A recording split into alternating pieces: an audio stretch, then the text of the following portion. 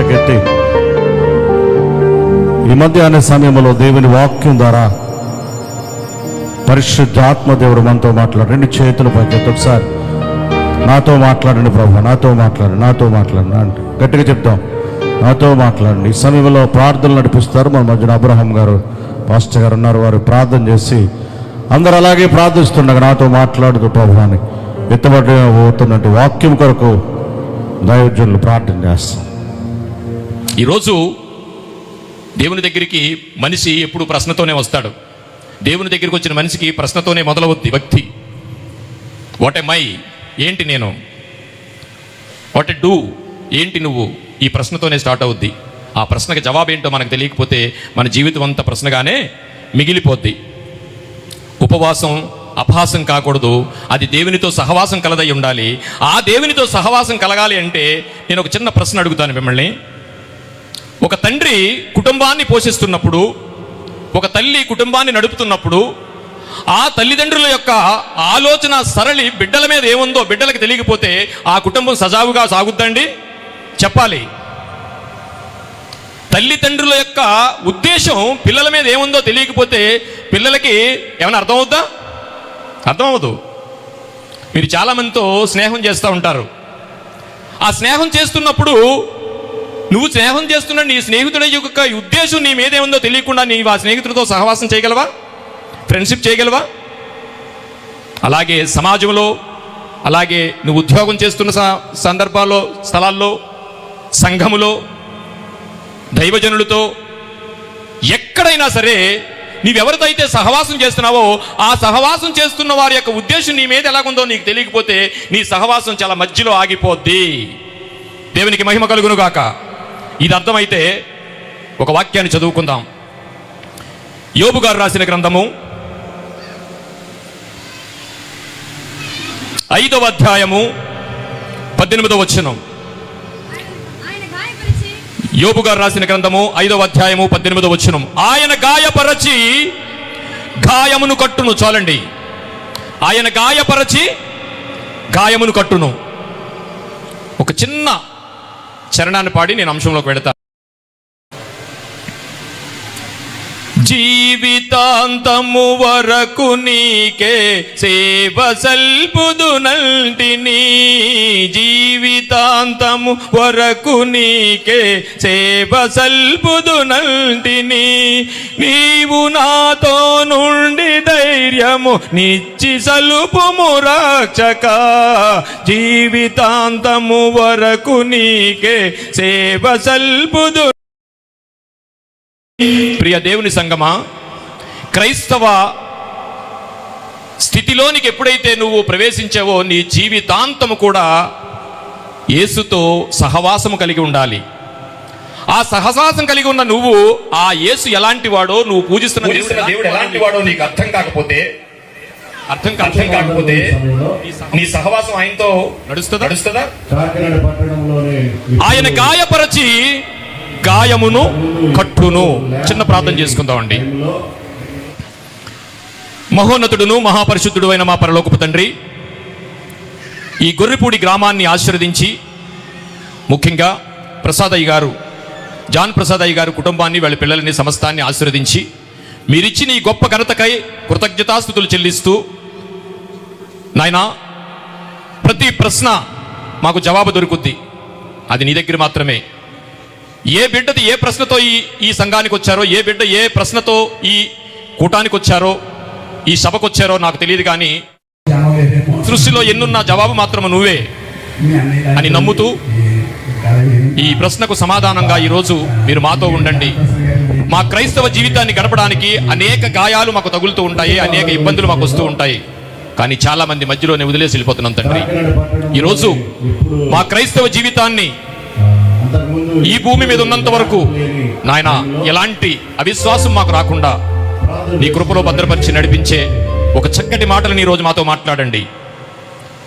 ఈ చెబుతున్న మాటలలో నా సొంత ఆలోచన కానీ, సొంత జ్ఞానము కానీ, అతిశయము కానీ లేకుండా కేవలం నీ నోటిపూరగా కొన్ని మాటలను వినిపించడానికి మీ కుమారుడు పరిశుద్ధాత్మ సహాయాన్ని నాకు దయచేసి చెబుతున్న నాకు, వింటున్న నీ పిల్లలకు సమయోచితమైన జ్ఞానాన్ని దయచేయండి. ఈరోజు మాతో మాట్లాడుతున్నందుకు మీకు కృతజ్ఞతాస్తుతులు చెల్లిస్తూ విన్న ప్రతి మాట కూడా నీ బిడ్డలకు నాయన చక్కటి జీవిత బలపరిచే మాటలు వినిపించడానికి మీరు కృప చూపమని ఈ చిన్న ప్రార్థన యేసువారి ప్రశస్తమైన నామములో మిక్కిలి వినయంతో బ్రతిమలాడి వేడుకొనుచున్నాము తండ్రి, ఆమేన్. ప్రియ దేవుని సంగమా,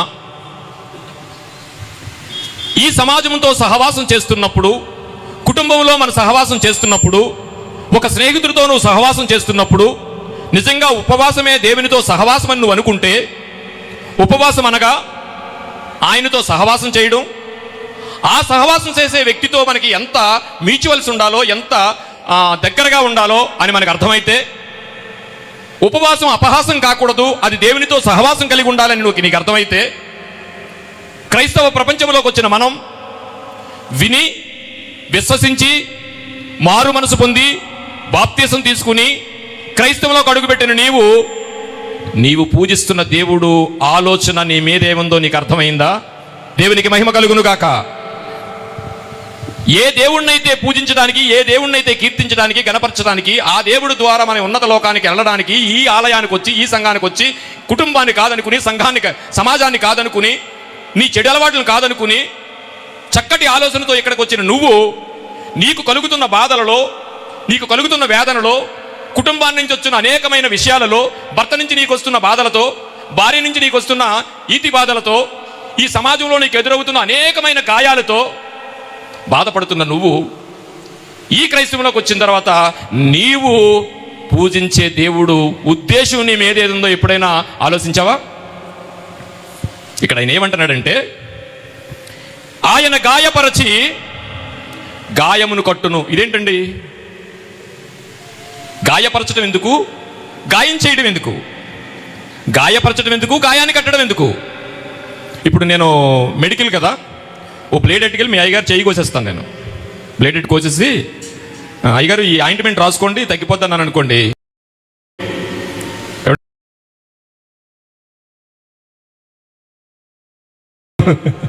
ఏమండి అయ్యగారు ఆయింట్మెంట్ రాసుకొని తగ్గిపోద్దంటే ఎలా ఉంటుంది?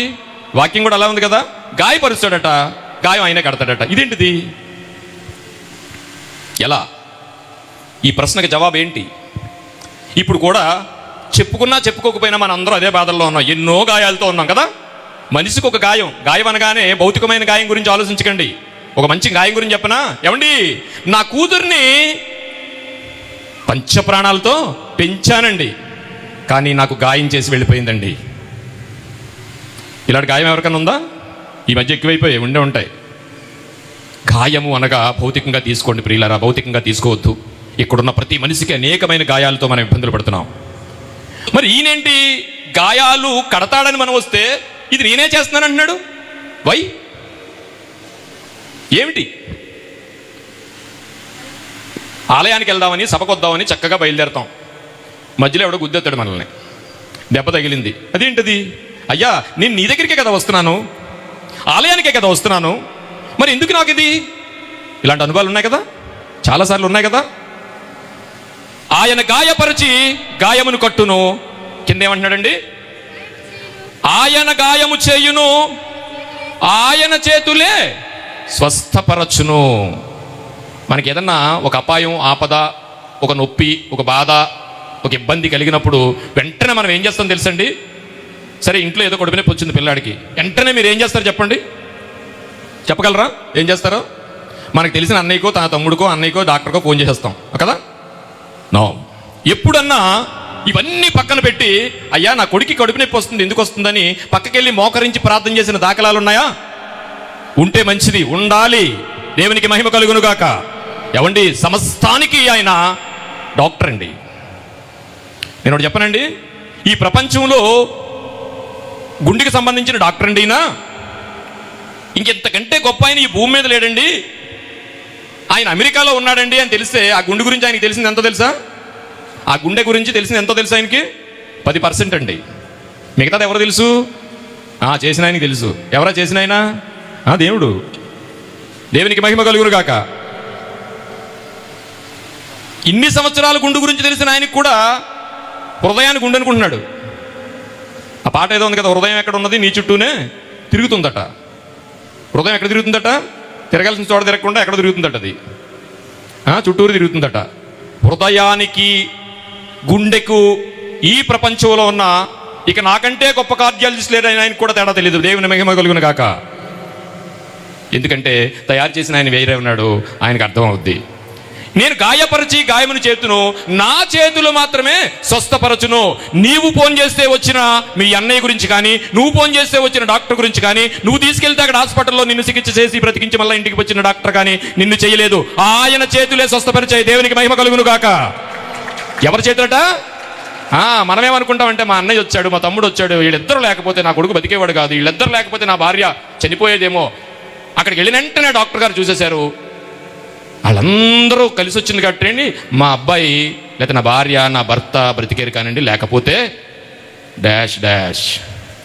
కాదండి, ఆయనే గాయం చేస్తాడు, ఆయనే గాయం కడతాడు, ఆయన చేతులు మాత్రమే స్వస్థపరుస్తాయి. మీ అన్నకు ఫోన్ చేయడానికి ఆలోచించిన దేవుడు ఆయన, అక్కడ డాక్టర్ను పెట్టింది ఆయన, చికిత్స చేసింది ఆయన, ఇంటికి పంపించింది ఆయన. దేవునికి మహిమ కలుగును గాక. నా చేతులు మాత్రమే స్వస్థపరచును, ఆ వాక్యానికి అర్థం అది. గాయం చేస్తాడట. ఎందుకయ్యా మాకు గాయాలు చేయడం? చాలా బాధపడుతున్నాంగా, ఎన్నో ఇబ్బందులు పడుతున్నాంగా, ఎందుకు మాకు గాయాలు చేయాలి? ప్రియ దేవుని సంగమా, ఏ దేవుడిని మనం వచ్చామో ఆ దేవుడు ఉద్దేశం తెలియకుండా మనం బ్రతుకుతున్నామేమో. ఈరోజు ఆ దేవుడు ఉద్దేశం మనం ఏదేముందో మనం తెలుసుకుని ఖచ్చితంగా ఆ జవాబుని పట్టుకుని మనం అక్కడికి వెళ్ళాలి. వాక్యం ఎప్పుడు పిల్లలకు నలుగురు పెడతారు తెలుసా? నలుగు పెడతారు పిల్లలకి. వాళ్ళు ఎందుకు నిద్రపోతారో తెలుసండి? వేడి నీళ్ళు వేసినందుకు అనుకుంటారు మీరు కదా. పిల్లలకి వేడి నీళ్ళు వేస్తే పడుకుంటారని మరిగి ఆడు ఏడుతున్నా సరే పోసేస్తుంటాం మనం. మంచిదే, కాదంటలేదు. అసలు ఎందుకు పడుకుంటారో తెలిసిన వాళ్ళు సుఖంగానే. నలుగు సుఖంగా ఉంటుందండి, కానీ వాక్యం నలుగు కాదు, నలగొట్టేస్తుంది. వాక్యం ఏంటట? నలుగు కాదట, నలగొడతదట. నలగొట్టబడాలి వాక్యంతో. ఈరోజు మనకు ప్రశ్నకు జవాబు తీసుకుని మనం ఇంటికి వెళ్దాం. ఆయన ఏంటో మనకు అర్థమైతే మన జీవితమే మనకు అర్థం అవుద్ది. ముందు మనం ఏంటో మనం అర్థం చేసుకోవాలి, అప్పుడే దేవుడు మనకు అర్థమవుతాడు. దేవుడు అర్థమైతే నువ్వేంటి నీకు అర్థమవుద్ది, క్రైస్తవమే అర్థమవుతుంది. దేవునికి మహిమ కలుగును గాక.